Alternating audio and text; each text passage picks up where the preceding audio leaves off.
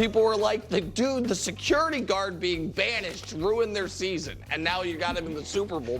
Jerry Jones met with the media today to talk about CD's holdout, Dak's contract, and the idea of going all in. Take a listen. I'm all in. I'm all in. I do not think that this will be his last year with the Cowboys at all.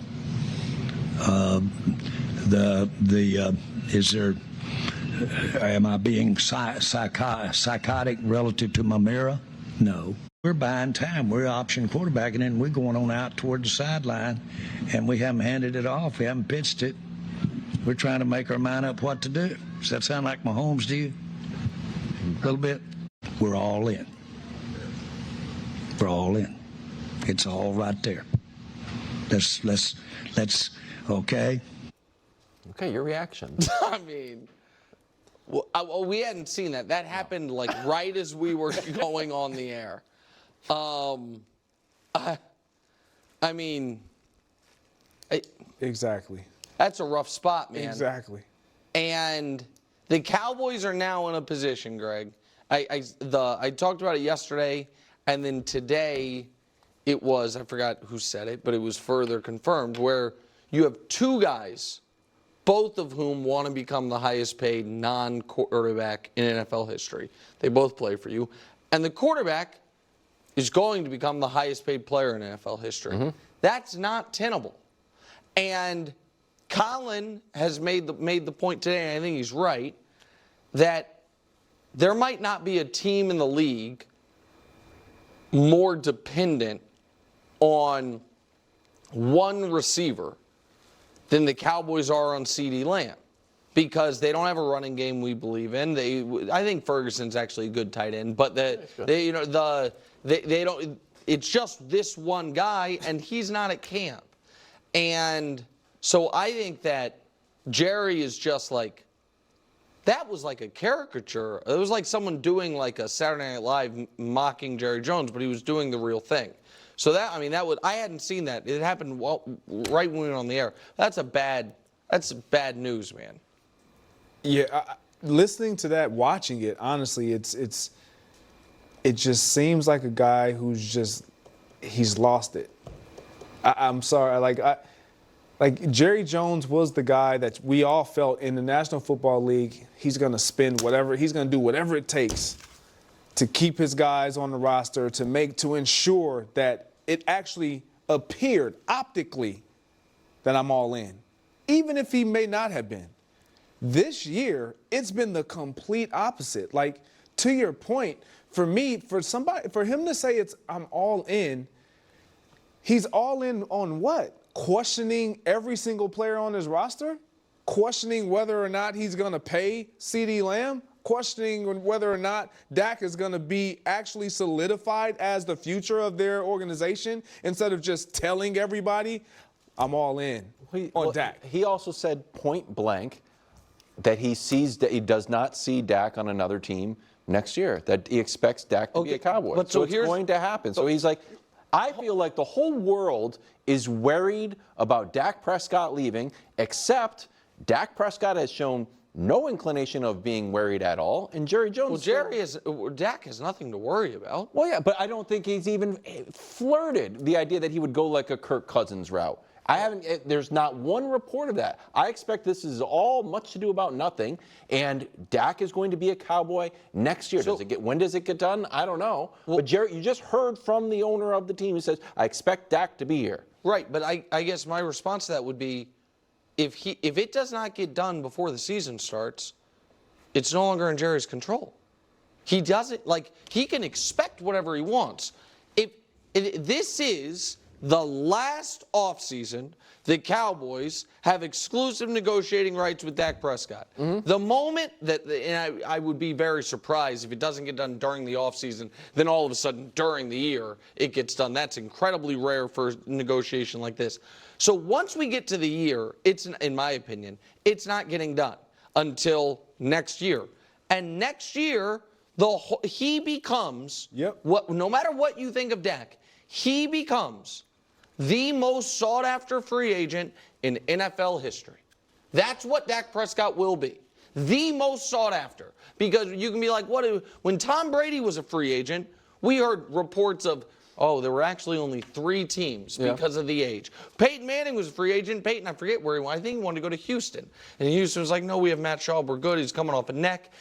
Dak will be a 31-year-old in his prime franchise quarterback with not the Lamar situation of, if you offer him a contract, this team can match.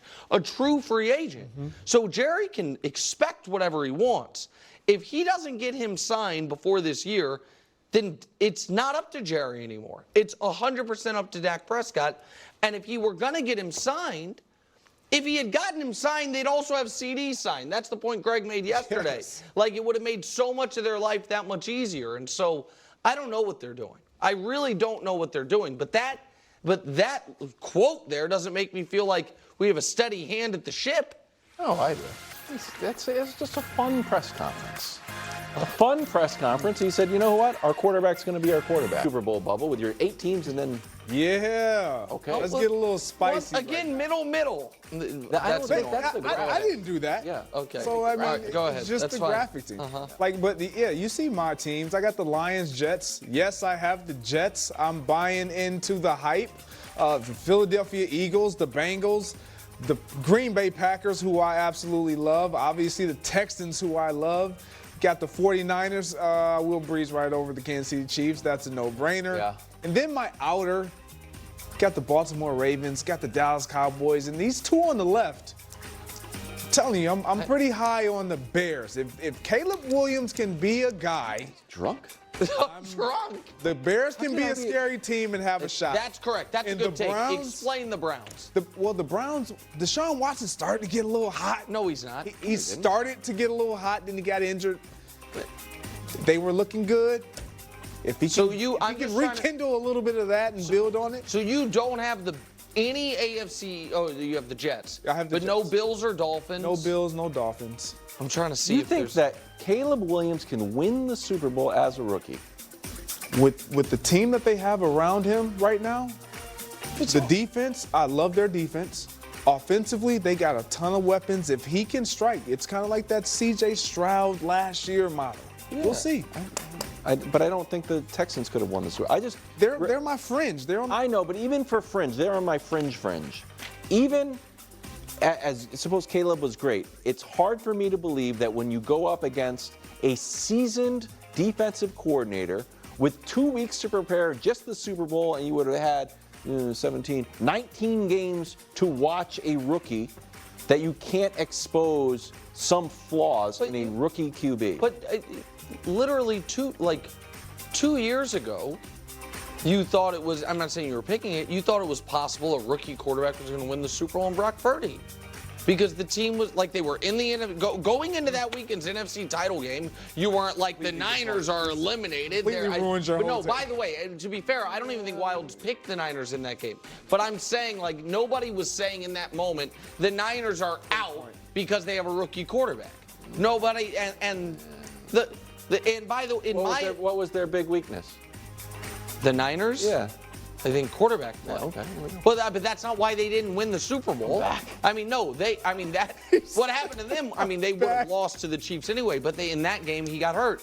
But I also, rookie shoulder. The Chiefs could have easily won the Super Bowl the first year Mahomes started. Like, would you feel the Bears? Yeah, but I'm talking about true rookie. Right, but you really think but your analysis of like 19 weeks of film, all that, you think there's a big difference? So if Caleb sat all year, could he win next year? And then next year you'd be okay with this? Yeah, I'd feel a little bit better. Okay, all right. Yeah, brand new.